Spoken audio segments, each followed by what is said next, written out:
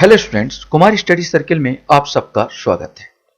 आज हम लोग महिला सुपरवाइजर परीक्षा में महिला एवं बच्चों संबंधित कानून एवं वस्तुनिष्ठ प्रश्नोत्तर, कानून से संबंधित जो वस्तुनिष्ठ प्रश्नोत्तर जो आप लोगों की मांग थी उस पर चर्चा करेंगे और हल करेंगे कि कैसे आप लोग बना पाते हो, नहीं बना पाते।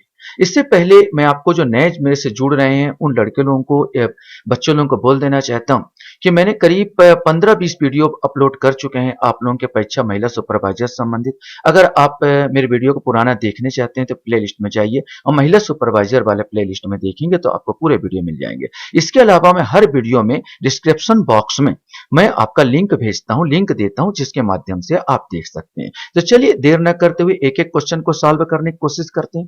पहला क्वेश्चन हमारे पास था, छत्तीसगढ़ टोनही प्रताड़ना निवारण अधिनियम 2005 राज्य में किस तिथि से लागू किया गया? आप भी सोचिए, मैं आंसर बता दूंगा, जस्ट आपको चंद समय मिलेगा, तुरंत आप सोच के बता सकते हैं। इसका आंसर आएगा सी, अर्थात 30 सितंबर 2005। 30 सितंबर 2005 को लागू किया गया था। क्वेश्चन था, छत्तीसगढ़ टोनही प्रताड़ना निवारण अधिनियम 2005 के अनुसार जो कोई किसी भी माध्यम से उन्हीं के रूप में पहचान करता है, टोनही के रूप में ना, उसे जुर्माना के साथ अधिकतम कितने वर्ष का कठोर कारावास से दंडित किया जा सकता है? आप सोचिए और बनाइए आंसर। सही आंसर इसका बी होगा, अर्थात 3 वर्ष तक, 3 वर्ष तक कारावास आपको दिया जा सकता है। क्वेश्चंस आपके सामने कुछ इस प्रकार का है। छत्तीसगढ़ टोनही प्रताड़ना निवारण अधिनियम 2005 के अंतर्गत समस्त अपराध किस दंडाधिकारी के न्यायालय में विचारणी होते हैं? माने विचारणी होते हैं। एसडीएम, न्यायिक दंडाधिकारी द्वितीय श्रेणी, न्यायिक दंडाधिकारी प्रथम श्रेणी या उपरोक्त सभी? तीसरा का जो आंसर सही उत्तर सी आएगा, न्यायिक दंडाधिकारी प्रथम श्रेणी के अंदर विचारणी है। छत्तीसगढ़ टोनही प्रताड़ना निवारण अधिनियम 2005 के अधीन दंडनीय समस्त अपराधों की प्रवृत्ति कैसी होती है? असंज्ञेय या जमानती, असंज्ञेय या गैर जमानती, संज्ञेय या जमानती या संज्ञेय या गैर जमानती? इनमें से कोई एक आपको बताना होगा। सही आंसर डी होगा, अर्थात संज्ञेय और गैर जमानती। संज्ञेय मतलब अर्थ होता है बिना वारंट के, जिसको बिना वारंट के गिरफ्तार, पुलिस अधिकारी गिरफ्तार करे उसे अपराध को संज्ञेय कहते हैं। और गैर जमानती अर्थात जिसमें जमानत नहीं मिलती उसे गैर जमानती अपराध कहते हैं। क्वेश्चंस आपके सामने कुछ इस प्रकार का है। छत्तीसगढ़ टोनही प्रताड़ना अधिनियम 2005 में निम्न में से किस धारा के अंतर्गत जुर्माना या दंड अधिरोपित नहीं किया जाता? याद रखने, क्वेश्चंस बोला है अधिरोपित नहीं किया जाता, नहीं बताना है। धारा 3, धारा 4, धारा 5 या धारा 6? सही आंसर ए आएगा, धारा 3। धारा 3 के अंतर्गत बाकी 4, 5 और 6 में दंड अधिरोपित किया गया है।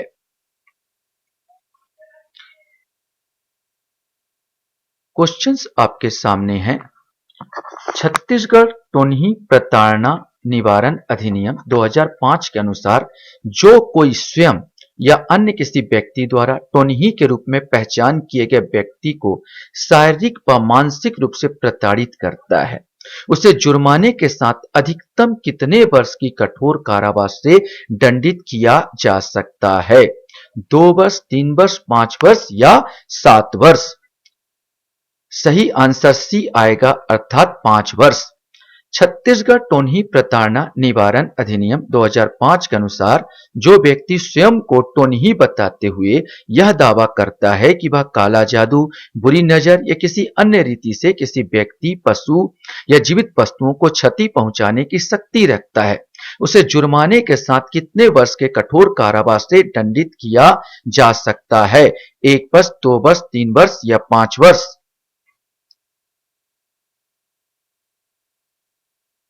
आप सोच लीजिए और बताइए। सही आंसर ए आएगा, अर्थात 1 वर्ष। 1 वर्ष तक उसे क्या किया जा सकता है? दंडित किया जा सकता है। क्वेश्चंस आपके सामने हैं।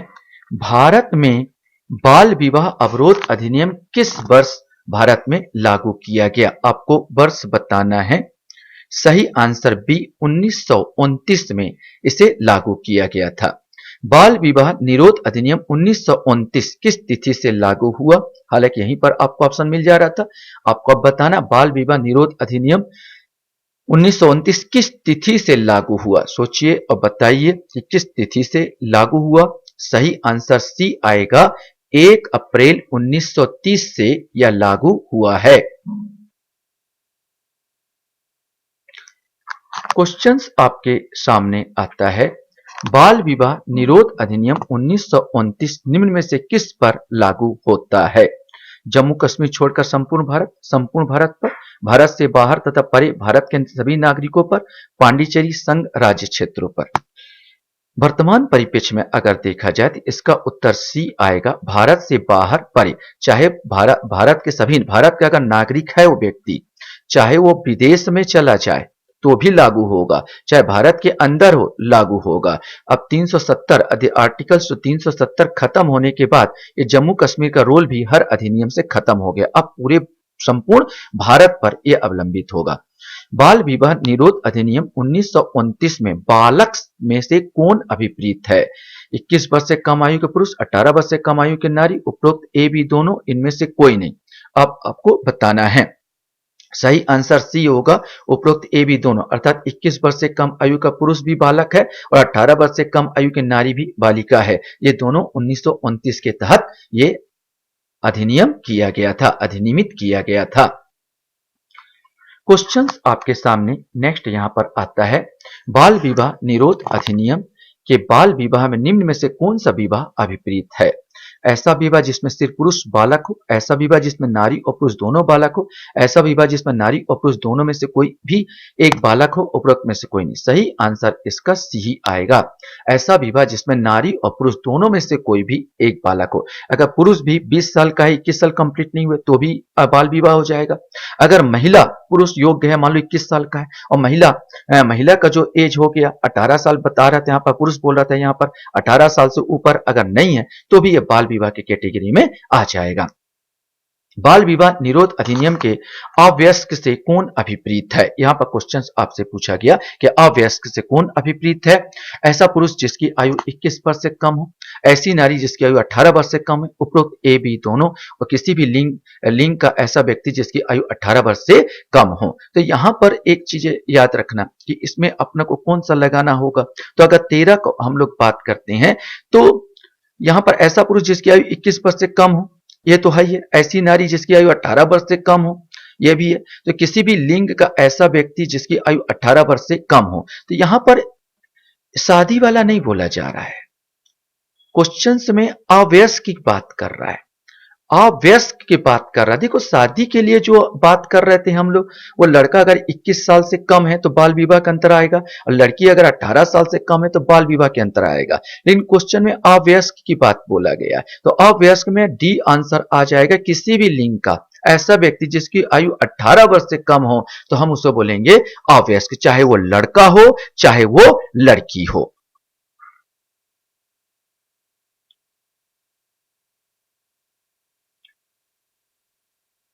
अब हमारे सामने एक और क्वेश्चन यहां पर निकल के आता है, बाल विवाह निरोध अधिनियम के अनुसार 21 वर्ष से कम आयु का पुरुष 18 वर्ष से कम आयु की नारी से विवाह करता है तो उसे कितने दिनों का सादा कारावास हो सकता है? सही आंसर आएगा 15 दिन का सादा कारावास हो सकता है।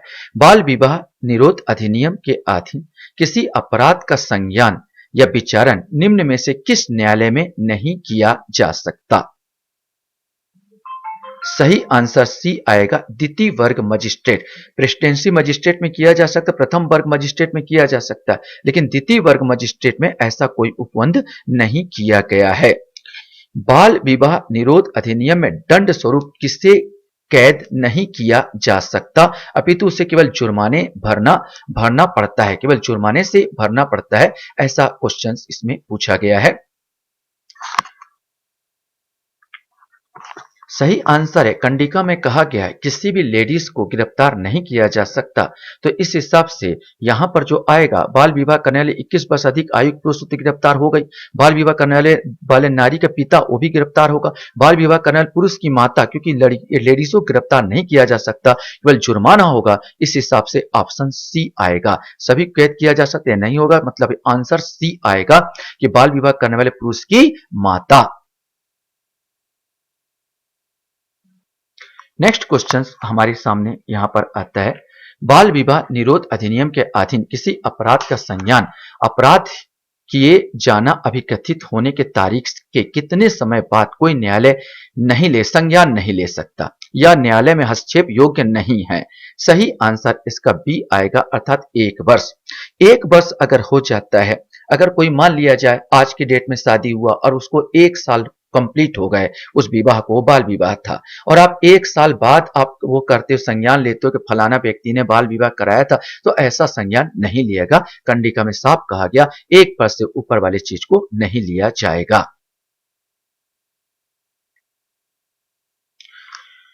क्वेश्चंस आपके सामने यहां पर आता है, बाल विवाह निरोध अधिनियम के अनुसार जब 21 वर्ष से अधिक का पुरुष 18 वर्ष से कम आयु की नारी से विवाह करता है तो उसे कितने दिनों का सादा कारावास हो सकता है।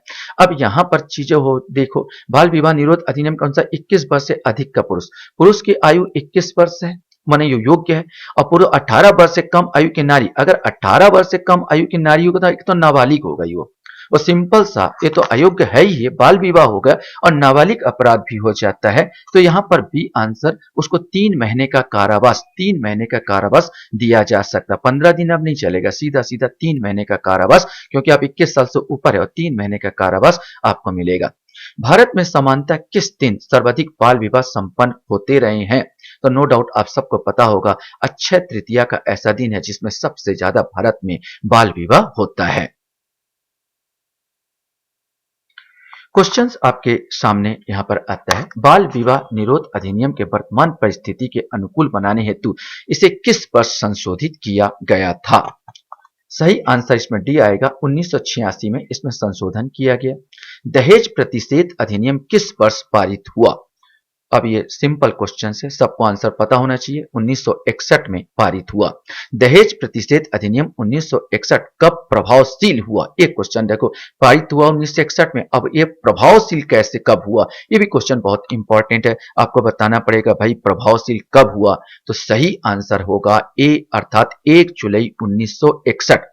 1 जुलाई 1961 को ये प्रभावशील हुआ था।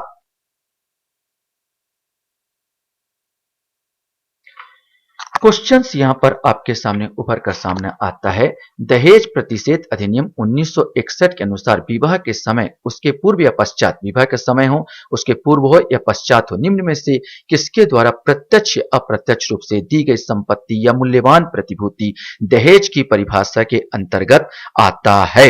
ये क्वेश्चन है। सही आंसर सी आंसर है, किसी भी एक पक्ष द्वारा दूसरे पक्ष को, चाहे लड़की वाला हो या लड़के वाले हो, एक दूसरे को दोगे तो दहेज के अंतर्गत आ जाएगा। दहेज प्रतिषेध अधिनियम 1961 के अनुसार निम्न में से कौन सा कृत्य अपराध है? ये आप सोचिए, पढ़िए और बताइए। उपरोक्त सी सही आ जाएगा, मतलब दहेज लेना या देना ये भी अपराध है। दहेज लेने या देने के लिए प्रेरित करना, दुष्प्रेरित करना, अर्थात दुष्प्रेरित करना, प्रिंटिंग मिस्टेक है, ये भी आएगा, और दहेज मांगना, इस चारों के चारों अपराध की श्रेणी में आ जाते हैं। क्वेश्चंस हमारे सामने यहां पर उभर कर सामने आता है, दहेज प्रतिरोध अधिनियम, दहेज प्रतिरोध अधिनियम 1961 के अनुसार दहेज लेने या देने के दोषी पर न्यायालय अधिकतम कितने वर्ष के कारावास या दंड से आरोपित कर सकता है, अधिरोपित कर सकता है? सही आंसर इसका आएगा सी, अर्थात 5 वर्ष। दहेज प्रतिषेध अधिनियम 1961 के अनुसार दहेज लेने या देने के दोषी पर न्यायालय अधिकतम कितने राशि का अर्थदंड अधिरोपित कर सकता है? दंड या अर्थदंड दोनों बता सकते हैं कि अर्थदंड यहां पूछा है, कितने रुपए का अर्थदंड अधिरोपित किया जा सकता है। सही आंसर इसमें दिया है 15,000 रुपए या दहेज के मूल्य का रकम जो भी अधिक हो। अगर 15,000 रुपए से अधिक दहेज की रकम है तो उसके रकम के अनुसार अर्थदंड दे लिया जाएगा। दहेज प्रतिषेध अधिनियम 1961 के अनुसार दहेज मांगने वाले को अधिकतम कितने वर्ष के कारावास की सजा हो सकती है या कारावास की सजा होगी? सही आंसर इसका लिया गया सी, अर्थात 2 वर्ष का कारावास की सजा होगी।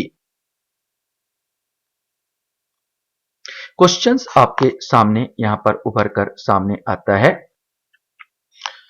दहेज प्रतिषेध अधिनियम 1961 के अनुसार दहेज मांगने वाले को अधिकतम कितनी राशि का जुर्माना हो सकता है? सही आंसर है 10,000 रुपए की राशि का जुर्माना हो सकता है।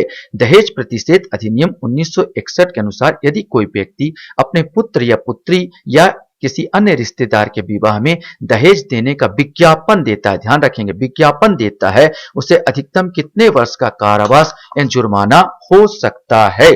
सही आंसर इसका डी आएगा, अर्थात 5 वर्ष का कैद या 15,000 रुपए, दोनों भी दिया जा सकता है, दोनों में से कोई एक दिया जा सकता है। क्वेश्चंस हमारे सामने यहां पर आता है। दहेज प्रतिषेध अधिनियम 1961 के अधीन कोई अपराध निम्न में से किसके न्यायालय में विचारणीय नहीं है?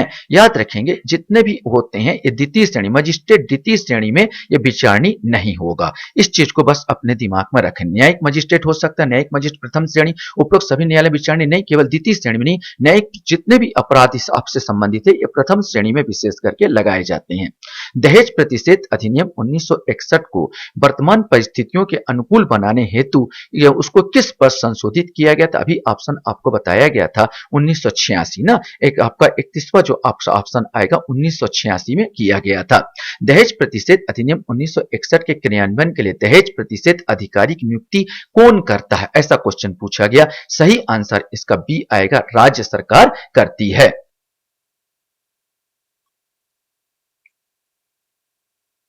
क्वेश्चंस आपके सामने यहां पर फिर उभर कर आता है। छत्तीसगढ़ सरकार द्वारा छत्तीसगढ़ दहेज प्रतिषेध अधिनियम किस वर्ष लागू किया गया? ऑप्शन आपके है इसमें और आपने पढ़ा होगा, आपके सिलेबस में भी है। आर्टिकल 2004 माने सॉरी सन ये जो है सन 2004 में छत्तीसगढ़ सरकार ने भी दहेज प्रतिरोधी जो नियम बनाया था। दहेज प्रतिषेध अधिनियम 1961 के प्रभावी क्रियान्वयन के लिए छत्तीसगढ़ सरकार ने किसको हर जिले में दहेज प्रतिषेध अधिकारी बनाया गया है?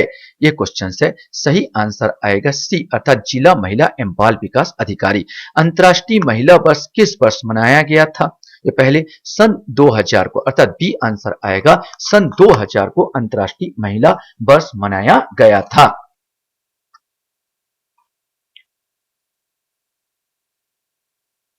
क्वेश्चंस हमारे सामने यहां पर उभर कर सामने आता है। किस तिथि को विश्व बाल श्रम निषेध दिवस के रूप में मनाया जाता है? सही आंसर डी आएगा, 12 जून को। भारत में बाल श्रमिक प्रतिषेध और विनियमन अधिनियम किस वर्ष पारित किया गया था? सही आंसर आएगा 1986 को। बाल श्रमिक प्रतिषेध विनियमन अधिनियम 1986 किस तिथि से लागू किया गया? देखो तिथि भी आपको याद रखना क्योंकि पूरा संभावना है पूछा जा सकता है। याद रखना 26 मई 1986 को लगा। अब श्रमिक दिवस 1 मई को मनाया जाता है, ऐसे याद रखोगे। अब 1986 तो रट ही जाएगा, 1 मई को श्रमिक दिवस मनाया जाता, तो मई तो आपको ऑप्शन होगा। अब सब जगह मई दिया हो तो प्रॉब्लम क्रिएट करेगा और इसको आपको 26 याद करना होगा, 26 मई 1986।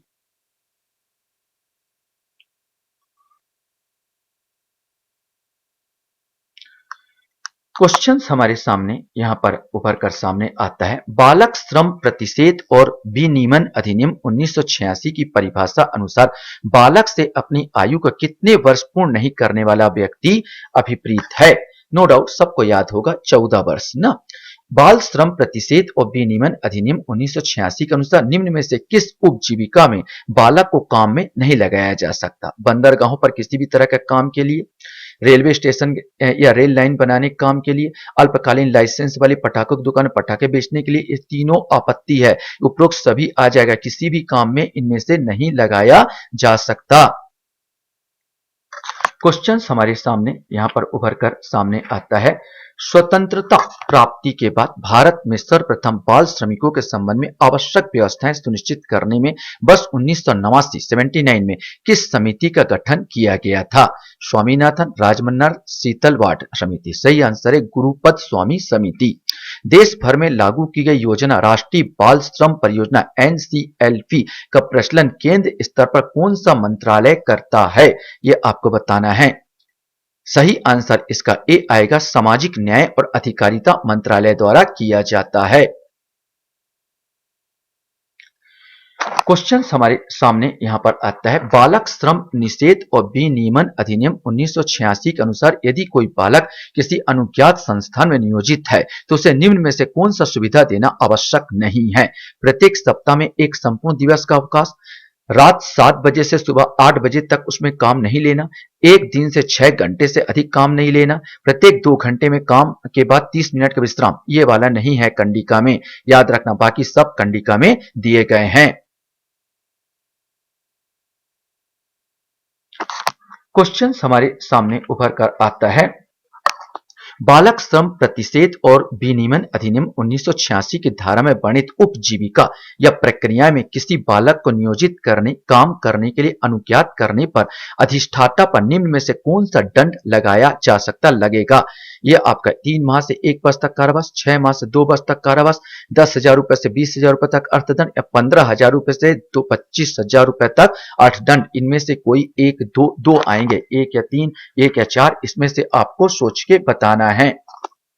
सही आंसर ए आएगा, अर्थात 1 और 3, 3 माह से 1 वर्ष तक कारावास, ये भी आएगा, और तीसरा 10,000 से 20,000 रुपए तक अर्थदंड भी लगाया जा सकता है। भारत में बाल अधिकार संरक्षण आयोग अधिनियम 2005 से लागू हुआ। उन्हें भारत में बाल अधिकार संरक्षण आयोग अधिनियम 2005 कब लागू हुआ, ये क्वेश्चन पूछा गया है। सही आंसर इसका आएगा 20/1/2006, माने 20 जनवरी 2006 को यह लागू किया गया है।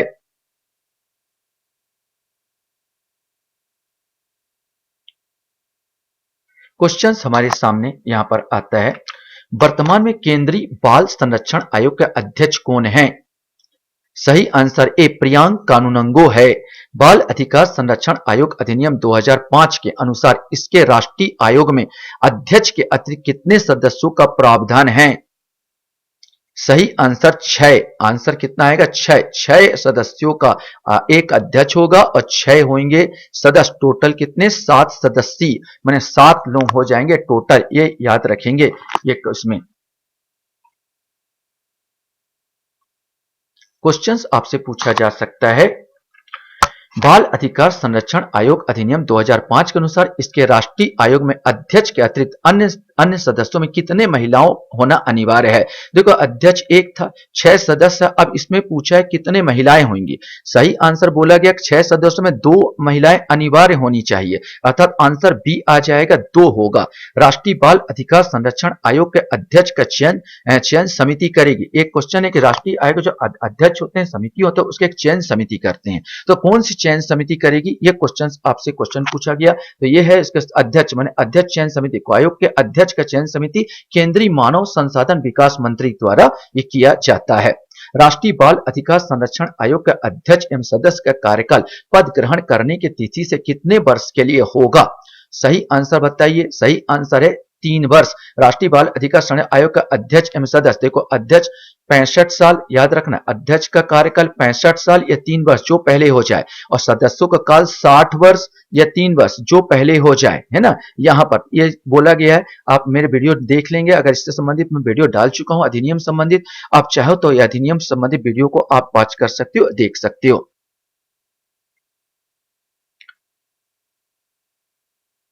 क्वेश्चंस आपके सामने हैं, राष्ट्रीय बाल अधिकार संरक्षण आयोग के अध्यक्ष व सदस्यों को केंद्र सरकार निम्न में से किस आधार पर पद से हटा सकती है?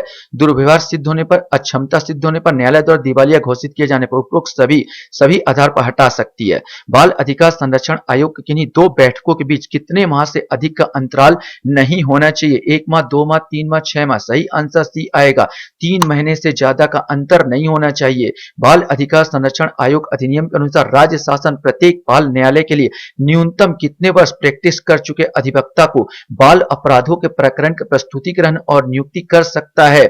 सही आंसर पब्लिक प्रोसिक्यूटर बोलते हैं इसको। कम से कम वकालत 7 साल का वकालत उसने किया हो तभी हम उसको पब्लिक प्रोसिक्यूटर बना सकते हैं।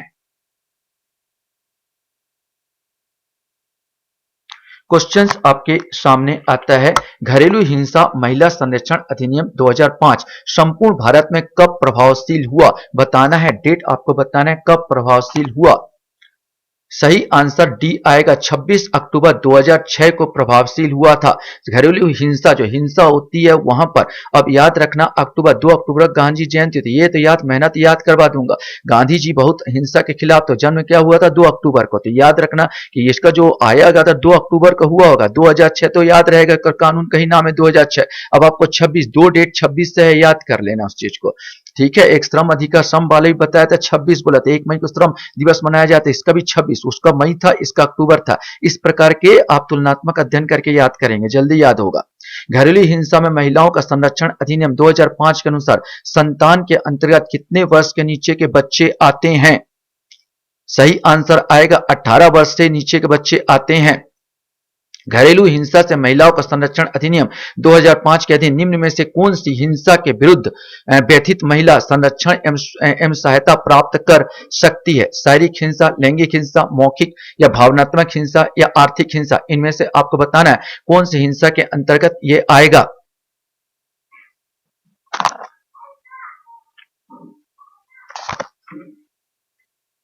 ए, बी, सी या डी आपको बताना है। सही आंसर ए आ जाएगा, 1 2 3 4। शारीरिक हिंसा भी है, लैंगिक हिंसा भी है, मौखिक और भावनात्मक हिंसा, आर्थिक हिंसा, ये सारे हिंसा इसके अंतर्गत आते हैं।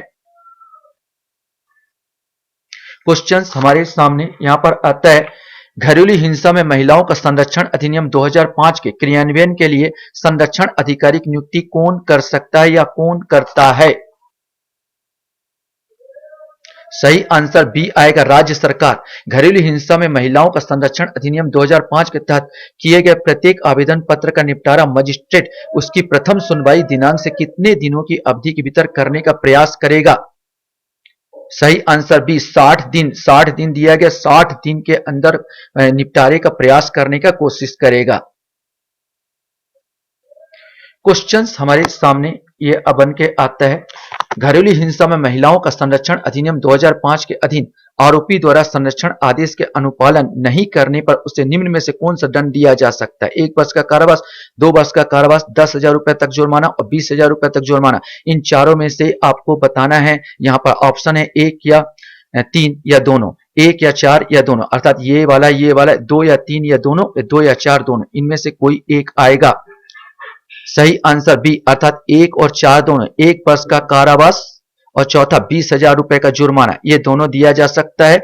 1 वर्ष का कारावास भी दिया सकता है, 20,000 रुपए जुर्माना भी दिया सकता है और दोनों एक साथ भी लगाया जा सकता है। लास्ट क्वेश्चन, घरेलू हिंसा महिलाओं के संरक्षण अधिनियम 2005 के धारा 31(1) के तहत अपराध की प्रकृति कैसी होगी? सही आंसर डी होगा, संज्ञेय और गैर जमानती। संज्ञेय जो बिना वारंट के गिरफ्तार किया जा सकता है और गैर जमानती अर्थात इसमें किसी प्रकार का जमानत नहीं लिया जाएगा।